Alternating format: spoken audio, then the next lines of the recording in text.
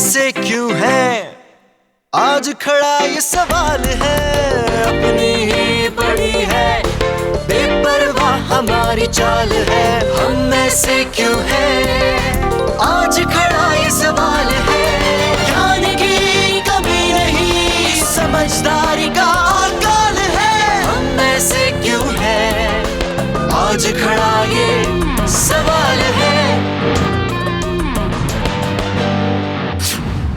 नमस्कार, स्वागत है आपका आपके ही शो हम ऐसे क्यों हैं में।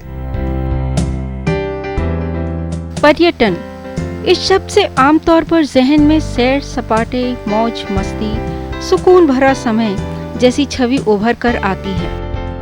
पर जब कोई भी एक देश से दूसरे देश सीमा पार अपने स्वास्थ्य के संदर्भ में जाता है तो उस यात्रा को मेडिकल टूरिज्म का नाम दिया जाता है।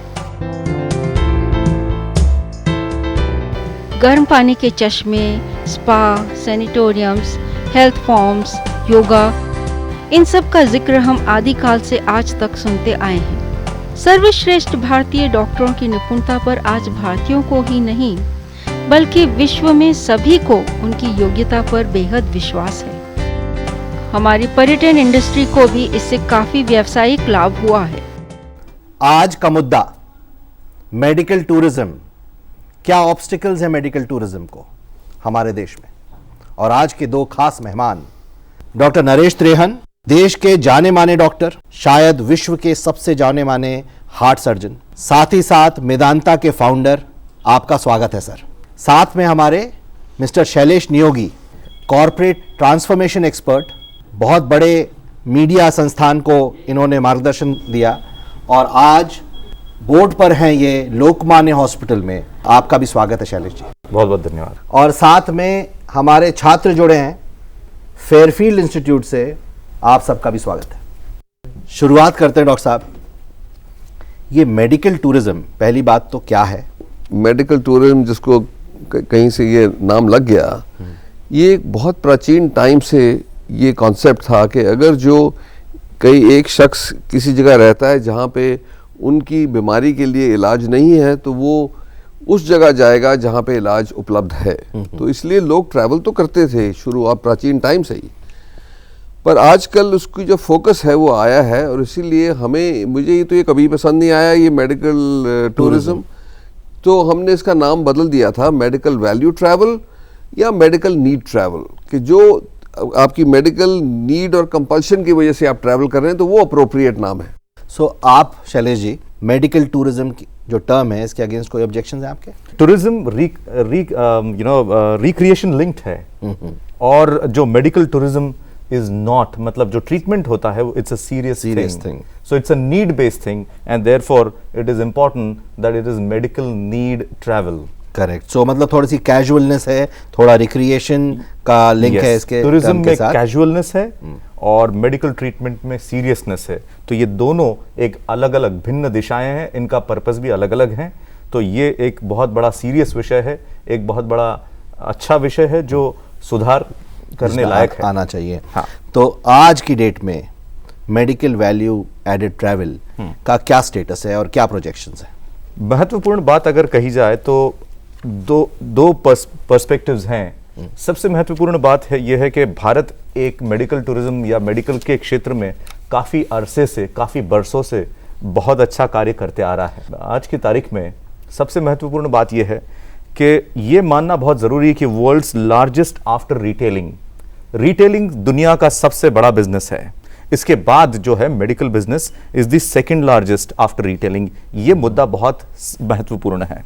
हमें यह भी समझना जरूरी है कि ग्लोबल हेल्थ केयर रेवेन्यू जो है ये $2.8 ट्रिलियन के आसपास है। तो ये एक बहुत महत्वपूर्ण मुद्दा है जिसमें कि इंडिया का जो शेयर है वो साधारण 85,000 करोड़ के आसपास है। सो रिटेलिंग में जिस तरह से ग्रोथ हुई है उसी तरह से मेडिकल हेल्थ केयर में भी ग्रोथ हुई है और उसमें सेवा, patient care, patient delight, I call it, it's a very favourite. मतलब रिटेलिंग में जो कस्टमर है वो देवता है। यस। लेकिन मेडिकल में तो जो डॉक्टर है वो देवता है। मेरा मानना है कि डॉक्टर भी देवता है, हाँ, और पेशेंट भी देवता है। मतलब कि आप ये कह रहे हैं पेशेंट देवता है और यहाँ पर जो सेलर है डॉक्टर, Yes. उसको उसमें भी दैविक गुण होने चाहिए, वो रिस्पॉन्सिबिलिटी, वो सीरियसनेस होनी चाहिए। ये आपकी बात where it differentiates from Yes. Retailing. मेरी ये मानना है कि जैसे रिटेल इंडस्ट्री में होता है ग्राहक देवता होता है, हॉस्पिटैलिटी इंडस्ट्री में the way it's a team work starting from reception, starting from stay to exit. Similarly a patient when he comes in at the reception of an hospital, so from an entry point, entry लेने के बाद जब reception में आता है उसे कैसी दिशा निर्देशन दी जाती है, उसके बाद उसके साथ कैसा व्यवहार किया जाता है, उसके साथ व्यवहार के बारे में क्या जानकारी दी जाती है, उसे कैसा ट्रीट किया जाता है, उसे जो एलिमेंट्स हैं, उसे जो तकलीफें हैं, उसके बारे में एक सेवा जो दी जाती है वो डिलाइटफुल होना चाहिए, मतलब जिसको कहते हैं सेटिस्फैक्शन से खुश हो अभाव। जाए वो। मेडिकल वैल्यू एडेड ट्रैवल के आंकड़े बताएं। मेडिकल वैल्यू एडेड ट्रैवल जो है कि इंडिया में से अबाउट 2 लाख पेशेंट्स 2004 में हमने ट्रीट किए हैं, और मेरा अनुमान है कि 2011 में अप्रॉक्सीमेटली 8 लाख के आसपास पेशेंट्स ट्रीट किए गए हैं। तो डॉक्टर साहब ये तो नंबर बहुत बड़ा है और बढ़ता जा रहा है, मतलब 4-5 साल में 4 गुना हो गया है। तो इसके क्या एडवांटेजेस हैं हमें? पहले तो आप थोड़ा एक स्टेप पीछे लो तो ये देखो कि कितने लोग हिंदुस्तान से बाहर जाया करते थे 20 साल पहले। Very good point. कोई भी सीरियस इलनेस होती थी तो लोग जो अफोर्ड कर सकता था, इवन बोरो या बैक करके भी जाता था, क्योंकि वो उपलब्ध नहीं थी यहाँ पे। तो ये जो हमने फासला तय किया है लास्ट 20 साल में कि हमने जो मेडिकल फैसिलिटीज़, जो क्वालिटी और उसकी जो इमेज है, उसको ऐसा चेंज किया है कि ना ही कि हिंदुस्तान में दुनिया की बेस्ट ट्रीटमेंट्स अभी अवेलेबल हैं, पर इसकी अप्रिसिएशन जो है दुनिया में भी होने लगी। और इससे क्या होता है कि हर स्टेप जो आगे चलता है उससे सबका स्टैंडर्ड आहिस्ते आहिस्ते ऊपर आता है। तो ये मेरा विचार कि ये जो इम्पोर्टेंस हमारी थी पहले कि हम साउथ एशिया में इंडिया डोमिनेंट कंट्री रहा है, और इसकी जो मेडिकल डॉक्टर्स हैं उनकी रेपुटेशन सारी दुनिया में बनी हुई है। अगर जो आप आज भी अमेरिका जाएंगे तो 11% स्पेशलिस्ट जो हैं वो इंडियंस हैं। तो ये बड़ा लाइकली है कि आप यहाँ से जाएं भी खर्च के तो इंडियन वहाँ कर रहा होगा। जैसे मेरा अपना एक्सपीरियंस है कि जब मैंने अपना काम शुरू किया आफ्टर ग्रेजुएशन इन यूएस, कि 1200 से ज़्यादा पेशेंट्स इंडिया से गए हुए जिनका मैंने बाईपास किया है वहाँ पे अमेरिका में। तो इसीलिए ये जो रिवर्सल हुआ है ये बहुत बढ़िया चीज़ है कि अपनी लाइफ टाइम में मैं देख रहा हूँ कि अब हम यहाँ से बाहर जाया करते थे, बाहर से लोग यहाँ आ रहे हैं। तो इसका बहुत बड़ा महत्वपूर्ण चीज़ है जो हिंदुस्तान के लिए है। करेक्ट। और ये जो नंबर्स हैं 8 लाख हैं या 2 लाख हैं, उसका तो खैर बढ़ता ही जाना चाहिए। बट ये है कि क्या वो डिस्टेंस हमने ट्रैवल जो किया वो कंप्लीट है कि नहीं अभी, और उसको कैसे आगे चलाया जाए, क्योंकि हमें अपने आप को इंटरनेशनल लेवल पे बेंचमार्क करना पड़ता है। वो स्टैंडर्ड जो है हमारा बढ़ गया और उससे सबको फायदा है, ना ही कि ओनली मेडिसिन में, ना ही कि ओनली पेशेंट में, उसकी जो परसेप्शन कंट्री वाइड है वो भी फायदा करती है। दूसरी बात यह है कि जो पेशेंट है जिसको वहाँ अपनी कंट्री में वो सुविधा उपलब्ध नहीं है या उपलब्ध है तो वो अफोर्ड नहीं कर सकता, उसका तो फायदा है ही है। तीसरा, जो डॉक्टर्स को भी फायदा है इसमें, नो क्वेश्चन। करेक्ट। चौथा, जो एंसिलरी इंडस्ट्री है जिसमें एम्प्लॉयमेंट बढ़ती है, तो आप ये देखेंगे कि हिंदुस्तान में सबसे बड़ा चैलेंज हमारा ये आ रहा है कि हमारी 50% से ज़्यादा पॉपुलेशन जो है बिलो द एज ऑफ 25 है। अब ये लोग सब ग्रेजुएट होके एक्सपेक्टेशन करेंगे कि इनके लिए जॉब्स क्रिएटेड हैं, तो हमारा ये एस्टिमेट है कि आने वाले 5-6 सालों में हम 4 से 5 मिलियन जॉब्स क्रिएट करेंगे। Very good. तो इससे जो ये साइकिल चली है मेडिकल वैल्यू ट्रैवल की या मेडिकल नीड ट्रैवल की, उससे ये सारा उत्साह बढ़ा है लोगों का कि अच्छी क्वालिटी के हॉस्पिटल बने, अच्छी क्वालिटी की ट्रीटमेंट हो जो सबको मिले। और इससे क्या है कि क्रॉस सब्सिडी भी होती है कि अगर क्योंकि हॉस्पिटल्स को भी अपनी कॉस्ट कंटेन करनी है और अपनी सर्वाइवल भी देखना है। तो जब फॉरेन लोग आते हैं यहाँ पे, एक तो वो फॉरेन एक्सचेंज लाते हैं हिंदुस्तान के लिए which is very sorely needed. Correct. And दूसरा, जो उनकी पेमेंट है वो फुल होती है, तो उससे हम जो कुछ गरीब लोग भी हमारे पास आते हैं उनको बड़े आराम से क्रॉस सब्सिडाइज कर सकते हैं। पर सब कुछ मिला के हमारे आज के रिजल्ट्स अमेरिका के बेस्ट हॉस्पिटल से अच्छे हैं। Very good. ये तो हम दावा फक्र की बात है। फक्र की तो ये अब इसके ये मोर्टेलिटी रिलेटेड रिजल्ट्स हैं? हाँ, अब जैसे हमारे बाईपास के 0.2% मोर्टेलिटी है, 99.8% सक्सेस रेट है।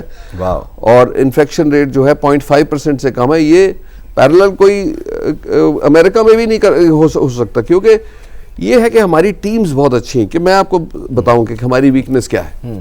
हमारी वीकनेस है कि हमारे पैरामेडिकल पर्सनल जो है वो फुली ट्रेन नहीं होते। तो पहले तो जैसे वो है हमारी नर्सेज हैं या टेक्नीशियंस हैं, पहला तो हमारा काम ये है कि उनकी अच्छी ट्रेनिंग हो, पर जब तक वो ट्रेनिंग अब तक कंप्लीट हुई नहीं तो उसके ऊपर चेक एंड बैलेंस लगाना पड़ता है। तो जैसे एक इंटेंसिव केयर यूनिट है, जब मैं अमेरिका में काम करता था, 20 साल मैंने काम किया, कि वहाँ पे एक नर्स जो है वो काफ़ी सारा हद तक डॉक्टर का काम नर्स करती थी। अब मैं हिंदुस्तान में आया तो मैंने कहा कि वो नर्सेज की ट्रेनिंग तो इतनी है नहीं अभी। तो हमने एक कॉम्बिनेशन बनाया कि हर 6 नर्स के ऊपर एक डॉक्टर होना चाहिए। तो वो combination of nurse and doctor is far superior than a nurse of America. Nurse of America, okay. So you can give better care to your patients. ये हमारा मेथोडोलॉजी हमने देखी। साथ साथ हमने नर्सेज को ट्रेन करना शुरू किया और ज़्यादा से ज़्यादा रिस्पॉन्सिबिलिटी देनी शुरू करी। तो आज के दिन आप देखोगे काफ़ी ट्रांसफॉर्मेशन हुआ है हमारे पैरामेडिकल स्टाफ वगैरह में भी। India is rated amongst the world's must-see top 10 destination by Condé Nast. It's an international magazine. अब for medical tourism? For medical tourism. Wow.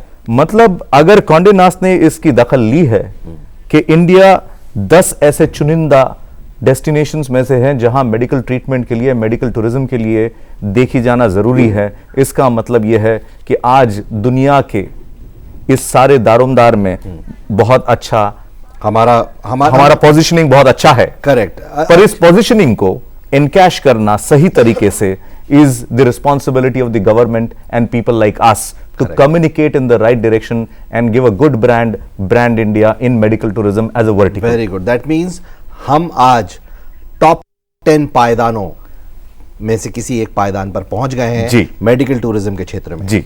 इसी विषय पर हमने कुछ और लोगों से बात करी, जानते हैं उनके विचार। وتعتبر بريطانيا ولكن بأسعار مناسبة। यही सेम इलाज हम बरतानिया भी जाके कर सकते थे, ब्रिटिश में, लेकिन जो चीज़ हमको हाँ बरतानिया में मिल सकती थी वो हमको इंडिया में भी मिल रही है। उसी तरह की सारी सहूलियात, सारा इलाज, और ये इलाज भी यहाँ पे सस्ता है दूसरी कंट्रीज़ के मुकाबले में, और इलाज जो है वो सेम ही है। पिछले कुछ वर्षों में इंडिया में मेडिकल टूरिज़्म में बहुत प्रोग्रेस हुई है। हज़ारों की तादाद में हर महीने विदेशों से मरीज़ हिंदुस्तान आता है।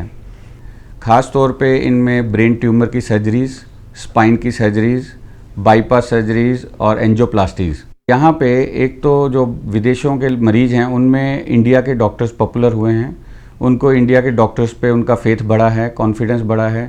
उनको अब ऐसा लगता है कि यूरोप में और यूएसए में जहाँ पे ट्रीटमेंट बहुत कॉस्टली हैं, उसी लेवल के डॉक्टर्स और उसी लेवल के हॉस्पिटल जब इंडिया में अवेलेबल हैं तो उनको लगता है कि इंडिया में उनको 1/5 कॉस्ट पे सर्जरी हो जाती हैं। कुछ पेशेंट्स जो ख़ास तौर पे मिडल ईस्ट से, इराक से या ओमान से या रशिया से आते हैं, उनको इंडिया की कोई भी लैंग्वेज नहीं आती, उनको इंग्लिश भी समझते नहीं हैं, इंग्लिश बोल भी नहीं सकते। तो उनके लिए हमने ट्रांसलेटर्स का अरेंज किया है, ट्रांसलेटर्स को, और मुझे इसका बहुत स्कोप लगता है फ्यूचर में, और आगे भी इसमें काफ़ी ग्रोथ की मुझे उम्मीद है। हमारी जो एडवर्टाइजिंग होती है देश की, ब्रांड इंडिया की, उसमें ही कुछ डिसोनेंस है। देखो, वो जैसे मैंने पहले कहा था कि हिंदुस्तानी डॉक्टर की रेपुटेशन तो दुनिया में बहुत बढ़िया बनी हुई है, क्योंकि जहाँ भी गए हैं वहाँ पे बहुत अच्छा काम किया है। उसके ऊपर कैपिटलाइजेशन जो है वो कंप्लीट नहीं है। एक मेडिकल जो हमारी फैसिलिटीज़ हैं, जो हमारे स्ट्रेंथ्स हैं, उनको प्रोजेक्ट करना ज़रूरी है, क्योंकि एक तरफ से हमारी इंडिया की जो पुरानी इमेज बनी हुई है वो स्नेक चार्मर्स, हाँ वो वाली, उसको काउंटर कई जो एजुकेटेड लोग हैं मोस्टली तो वो देख लेते हैं कि हिंदुस्तान की जो पब्लिसिटी करी है वो अमेरिका और डेवलप्ड नेशन ने करी कि इमर्जिंग मार्केट है जी, यहाँ सब चलो यहीं पैसा लगाओ, तो वो इमेज तो हो ही गई है कोई चलो। पर उसके अंडरलाइंग जो मेडिकल है उसका पूरा नॉलेज जो है वो अभी नहीं पहुंचा। आपका क्या कहना है इस पर? इनक्रेडिबल इंडिया नाम की जो कैंपेन है बड़ी सशक्त रही, पर वो सशक्तिकरण के साथ साथ उस कैंपेन में बड़ी सारी खामियां रह गई। जैसे खामियां ऐसी रही कि India was perceived as a snake charmers country, whereas India is a pool of immense talent India is a whole sex spectrum. India एक From हाथियों snake का charmer- झुंड है, और ऐसा झुंड है जहां पर टैलेंट ही टैलेंट अबंडेंस है। पर उसके बारे में और टेक्नोलॉजी के बारे में, नए साइंस के बारे में, नई डेवलपमेंट्स के बारे में, और specially in the field of medical science, like for example in the field of knee replacement, it's something the world doesn't know. What is more important is this is to be percolated to the people, percolated and communicated as a brand through a campaign as a vertical again to the society. So all over the world. Modern और scientific और health care Absolutely achievements की right. ज़्यादा बात होनी चाहिए। Next point, visa. Doctor साहब, हमारे यहाँ पर दूसरे देशों के साथ जो भी डिप्लोमेटिक एंगेजमेंट्स होते हैं उसमें ये डिसाइड किया जाता है कि हम कितने टाइम में वीज़ा देंगे। सपोज एक कंट्री हमें 8 वीक्स में वीज़ा देती है तो इंडिया का भी यह हक बनता है कि उनके लोगों को भी वो 8 वीक्स में ही वीज़ा दे, और ऐसे डिसीजंस लिए जाते हैं।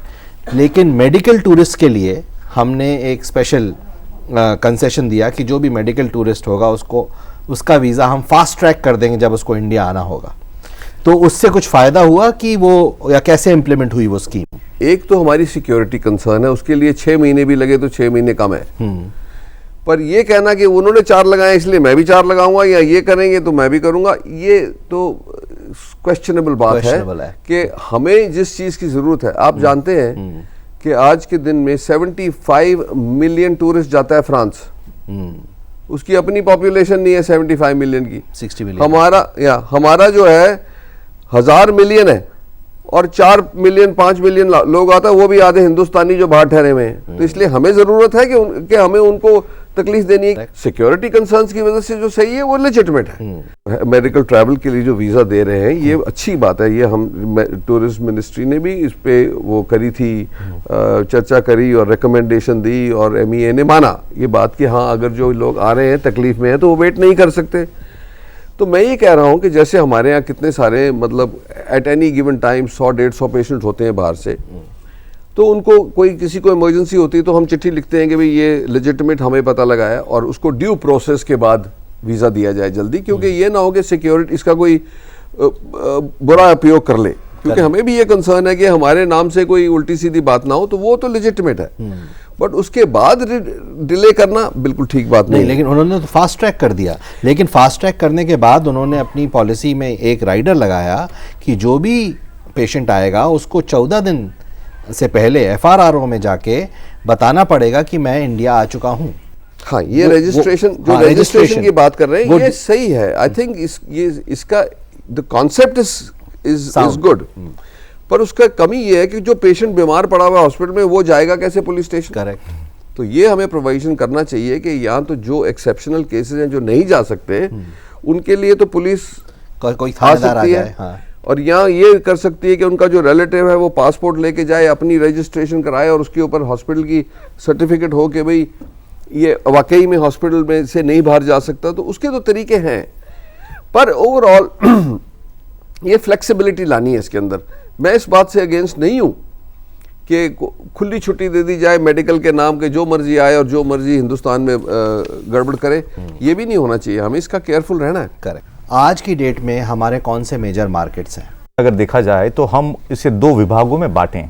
एक आता है सार्क नेशंस, देन अफ्रीका और मिडिल ईस्ट। ये एक विभाग हुआ। एक विभाग ये हुआ जहां से काफी लोग आते रहे हैं और आते हैं अभी भी इंडिया में। और दूसरा जो है सेगमेंट अपन पूरा अगर उसे काटें तो that could be called as waste, which is long waiting in UK. I mean, UK is one area, USA is another area. That is, I club that under West as complete. तो इनमें कुछ issues हैं. For example, जैसे मैं Oman का विषय लूँ. Oman is a country which is really having a good tie-up with India, and it's a long, established relationship. What is more important from there is, for example, their hospitals have lot of long waiting queue as far as patients are concern. Waiting ज्यादा है वहां, waiting बहुत ज्यादा है, या advance facilities नहीं है। ये अफ्रीका, मिडिल ईस्ट और सार्क में अगर नहीं है तो क्या गवर्नमेंट ऑफ इंडिया और हमारी टीम जो मेडिकल टूरिज्म में काम करती है, क्या वो गवर्नमेंट के साथ लाइजनिंग करके ऐसे पेशेंट्स यहां पर ला सकती है जो कि सस्ते दरों में, अच्छे दरों में और अच्छा काम करके दे सकती है, जिससे इन पेशेंट्स का निदान होगा। यूके और यूएसए वगैरह, करेक्ट, वहां पर लॉन्ग वेटिंग लाइंस हैं यूके में। यूएसए में बहुत इंश्योरेंस अनअफोर्डेबल हो गया है। इंश्योरेंस अनअफोर्डेबल हो चुका है यूएस में, और इसलिए वहां पर काफी लोग ऐसे हैं जो कि इंश्योरेंस लेते नहीं हैं। तो ऐसे लोगों के लिए इंडिया एक बहुत बड़ा अच्छा पर्याय है। तो बहुत अच्छा मतलब स्कोप है हमारे पास। Yes. और ये दो बेसिक मार्केट्स हैं। चर्चा इस पे अपन जारी रखेंगे, लेकिन उससे पहले कुछ प्रश्न ले लें। Is there any cost difference in this medical tourism in abroad and India? Does it cost more in the abroad as compared to in India? या Yes, you're absolutely right. For example, I would just rate a hip replacement or a knee replacement would cost say about $30,000 in USA, or maybe say about 25,000 US dollar in UK, whereas in India it is going to cost you around about $6,000. So this is what is the kind of difference which exists, and the existence of this particular price difference varies from 200% to 1000%. सिर्फ यही कारण नहीं है जिसके कारण medical travel होता है, और भी कारण है। जैसे वहाँ पर लॉन्ग क्यूज़ हैं। यूके में NHS करके ऑर्गेनाइजेशन है जो हेल्थ केयर प्रोवाइड करती है, बड़े लंबे क्यूज़ हैं अगर आपको सर्जरी वगैरह करवानी है। यहाँ पर ऐसा नहीं, आप इमीडिएटली आके करवाइए। तीसरा, अमेरिका में जैसा कि आपने कहा कि इंश्योरेंस की कॉस्ट इतनी हो गई है कि बहुत सारी डिजीज़ेज़ या बहुत सारी इंडिकेशंस इंश्योर्ड ही नहीं है। सो ये सारे कारण हैं जिसके कारण आज इंडिया एक इम्पॉर्टेंट डेस्टिनेशन बन रहा है मेडिकल टूरिज्म। देखो, 3 कारण होते हैं कि क्यों लोग एक कंट्री से दूसरी कंट्री जाएंगे अपना इलाज कराने। तो जैसे आपने बोला कि सार्क कंट्रीज़ हैं या अफ्रीकन कंट्रीज़ हैं या मिडल ईस्ट में, कि जो सुविधाएं उनकी अपनी कंट्री में अवेलेबल नहीं है, जिसका ऑपरेशन ठीक नहीं हो सकता, तो वो हिंदुस्तान में काफ़ी सालों से आते रहे। फिर ये है कि यूरोप में और यूके में, जैसे आपने बोला कि वहाँ नेशनल हेल्थ सिस्टम है, अगर जो जहाँ पे लाइन बहुत लंबी है और अर्जेंट ट्रीटमेंट है तो वो कहीं जाना चाहेंगे अपनी ट्रीटमेंट कराने। आप देखेंगे कि कई ये हमारी जो कैलकुलेशंस रही है कि जी इंग्लैंड से बहुत सारे लोग आएंगे क्योंकि लाइनें बड़ी लंबी हैं, वो ऐसा नहीं होने वाला, क्योंकि वो हर एक कंट्री अपने आप को संभालने की कोशिश करेगी। सो वो लोग आते हैं यूके से या यूरोप से अभी भी, जो स्पेशलाइज्ड प्रोसीजर्स हैं जो उनकी कंट्री में नहीं हो रहे। हमारे हिंदुस्तान में प्रोसीजर्स हैं जो उनकी कंट्री में नहीं हो रहे अभी, जैसे रोबोटिक्स। अब जैसे हम रोबोटिक बाईपास करते हैं, रोबोटिक प्रोस्टेट सर्जरी करते हैं, रोबोटिक गैस्ट्रिक सर्जरी करते हैं, जिसमें ये 5 मिलीमीटर के होल्स इंसिजन किए बगैर सारा ऑपरेशन कर देते हैं। ये अभी यूके और यूरोप में इतना, जर्मनी में तो फिर भी है, कुछ अदर यूरोपियन कंट्रीज में है, बट मोस्ट यूरोपियन कंट्रीज में नहीं है। दूसरा है कि आपकी कंट्री में अवेलेबल है बट कोई स्पेशलाइज्ड प्रोसीजर्स है जो नहीं, जैसे हम स्टेम सेल का काम करते हैं, कुछ कंट्रीज में इतना स्टेम सेल के ऊपर हमने बहुत सक्सेस दिखाई है हार्ट प्रोसीजर्स में। हार्ट फेलियर के पेशेंट्स में हमारे पास जो अर्ली रिजल्ट्स आ रहे हैं वो मिराक्युलस आप बोलेंगे, बट कुछ कंट्रीज में कहते हैं कि stem cell is not a proven therapy. इसलिए जो 1 साल के रिजल्ट्स आए हैं वो काफी अच्छे आए हैं। ओके, प्रूवन अभी नहीं है, बट उसके जब रिजल्ट्स जो दिख रहे हैं वो तो जो एम्पिरिकल एविडेंस है ये तो एक्सेप्टेबल दुनिया में हो रहा है आज के दिन में, कि ऑटोलॉगस जो अपनी बॉडी के स्टेम सेल्स निकाल के उनको प्रोसेस करके अगर जो हमने हार्ट में नई नई टेक्निक से डाला है तो उसके जो रीग्रोथ है और या रीवैस्कुलराइजेशन है वो उसके प्रूफ तो सामने आ रहे हैं। Very good. शक ये रह गया कि ये तो नहीं बात है कि साल 2 साल में उसका इफेक्ट खत्म हो जाएगा, पर इतनी देर में ये है कि और नई नई टेक्निक्स स्टेम सेल्स की आ रही हैं जिससे काफ़ी फायदा हो सकता है।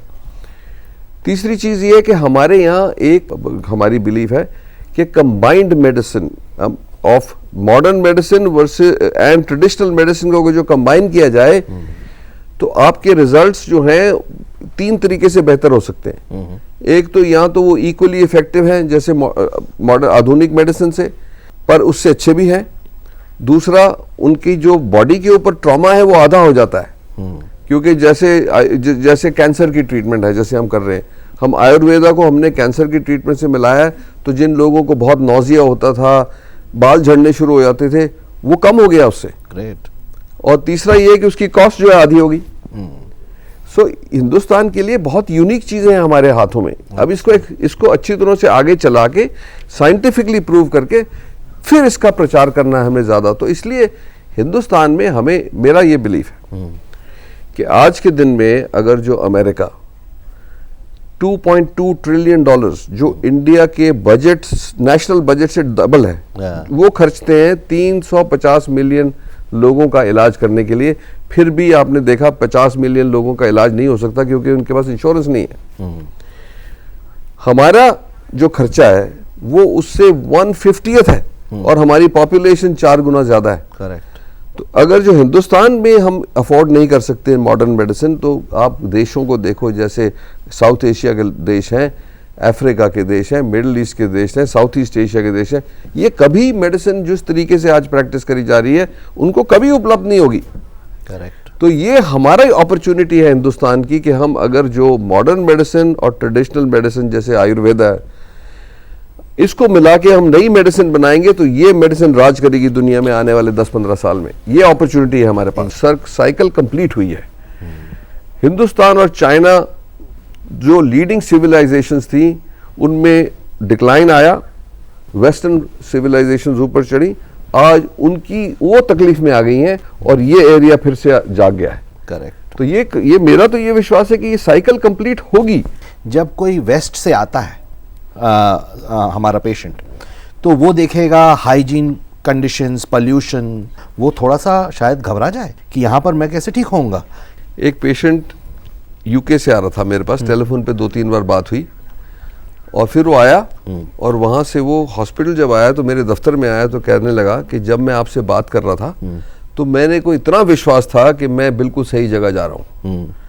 जब मैं एयरपोर्ट से और यहाँ तक आया हूँ, रास्ते में मैंने सोचा गलती कर दी। I will give you one example over here. We are into emergency medical care for last 35-40 years. जब एक्सीडेंट होता है तो ना तो कास्ट देखी जाती है, ना तो क्रीड देखी जाती है, ना तो कलर देखा जाता है, ना तो कोई किस कंट्री का है। तो हम लोगों ने ट्रीटमेंट किए हैं from all over the world. जितने भी पेशेंट उस रोड पे ट्रैवल करते हैं, तो इसका मतलब यह है कि कैपेबिलिटीज तो अनन्य है, बस इस चीज का कम्युनिकेशन उन तक होना ये बहुत बड़ी और कहीं पर ये सोशल इंफ्रास्ट्रक्चर होना चाहिए। ये आपने बात सही की है कि बहुत खामियां हैं हमारे में, तो इसको सीमलेस एक्सपीरियंस जो है सिक्योरिटी का, करेक्ट, और कंफर्ट का, वो तो इम्पॉर्टेंट है। बट मोस्ट इम्पॉर्टेंट चीज़ जैसे आपने बोली कि पेशेंट तो देवता है, बट मैं नहीं मानता कि डॉक्टर देवता है। ओके।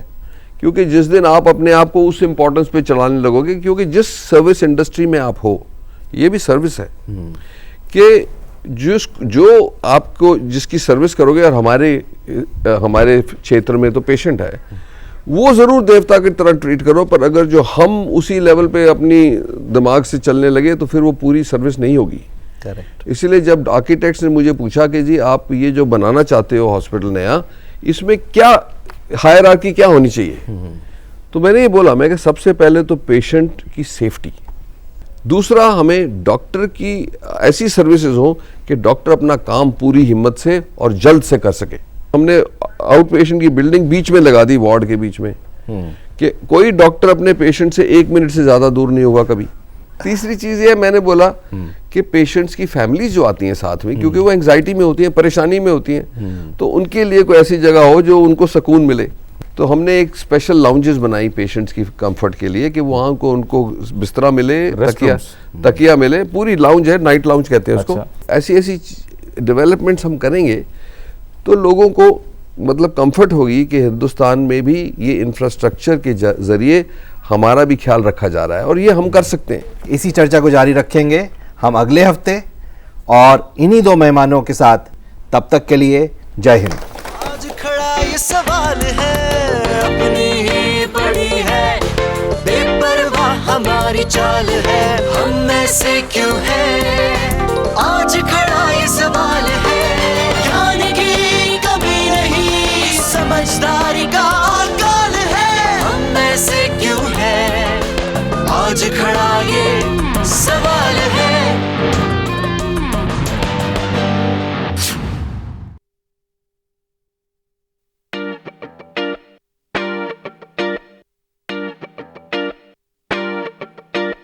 दूसरे की फिक्र नहीं, सिर्फ अपना ही ख्याल है, हम ऐसे क्यों हैं। आज खड़ा ये सवाल है, अपनी ही पड़ी है, बेपरवाह हमारी चाल है, हम में से क्यों है। आज खड़ा ये सवाल है, ज्ञान की कमी नहीं, समझदारी का अकाल है, हम में से क्यों है। आज खड़ा ये सवाल है। नमस्कार, स्वागत है आपका आपके ही शो हम ऐसे क्यों हैं में। आज का मुद्दा मेडिकल टूरिज्म, जिसका करेक्ट नाम होगा मेडिकल वैल्यू ट्रैवल। और आज के मेहमान डॉक्टर नरेश त्रेहन, जो देश के जाने माने डॉक्टर हैं, विश्व के जाने माने कार्डियक सर्जन और साथ ही साथ मेदांता मेडिसिटी के फाउंडर। और साथ में है हमारे